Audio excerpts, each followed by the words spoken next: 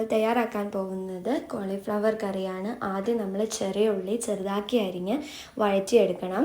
എന്നിട്ട് നമ്മൾ കോളിഫ്ലവർ ആദ്യം നമ്മൾ ചൂടുവെള്ളത്തിൽ നന്നായിട്ട് തിളപ്പിച്ചെടുക്കണം. അതിനുശേഷം നമ്മളിതിലേക്ക് ഇട്ട് കൊടുക്കണം വഴറ്റിയയിലേക്ക്. അതിൻ്റെ കൂടെ ഉപ്പും മഞ്ഞൾപ്പൊടിയും ക്യാപ്സിക്കവും പിന്നെ ജീരകവും ചേർത്ത് കൊടുക്കണം.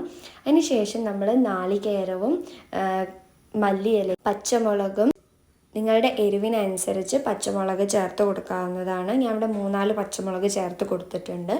പിന്നെ വെളുത്തുള്ളിയും ഇഞ്ചിയും ചേർത്ത് കൊടുക്കാം. എന്നിട്ട് ഇത് അരച്ചത് നമ്മൾ ഇതിലേക്ക് ചേർത്ത് കൊടുക്കുകയാണ്. എന്നിട്ട് നന്നായിട്ട് മിക്സ് ചെയ്യുക. ഇത് ഞാൻ ഉണ്ടാക്കുന്ന ടൈമിൽ വീഡിയോ എടുക്കാൻ മറന്നുപോയി, അതാണിപ്പോൾ വോയിസ് ഓവർ കൊടുക്കുന്നത് ഇങ്ങനെ. പിന്നെ നമുക്ക് വേണമെങ്കിൽ തേങ്ങാപ്പാൽ ചേർക്കാം. ഞാൻ തേങ്ങാപ്പാൽ ചേർത്തിട്ടില്ല. തേങ്ങാപ്പാൽ ചേർത്താൽ നല്ല ടേസ്റ്റ് ഉണ്ടായിരിക്കും. പിന്നെ കുറച്ചും കൂടി എരിവിന് വേണ്ടിയിട്ട് കുരുമുളക് പൊടിയും ആഡ് ചെയ്ത് കൊടുക്കുന്നുണ്ട്. ഇത് ഓപ്ഷണലാണ്, നിങ്ങൾക്ക് വേണമെങ്കിൽ ചെയ്താൽ മതി. എല്ലാവരും ഇത് ട്രൈ ചെയ്ത് നോക്കണം. ഈസി റെസിപ്പിയാണ്. ഫീഡ്ബാക്ക് അറിയിക്കണം. അപ്പോൾ ലൈക്ക് ചെയ്യണം, ഷെയർ ചെയ്യണം, സബ്സ്ക്രൈബ് ചെയ്യണം, ബെൽ ബട്ടണും കൂടി അമർത്തണം. അപ്പോൾ പുതിയൊരു വീഡിയോ ആയിട്ട് കാണാം. ബൈ.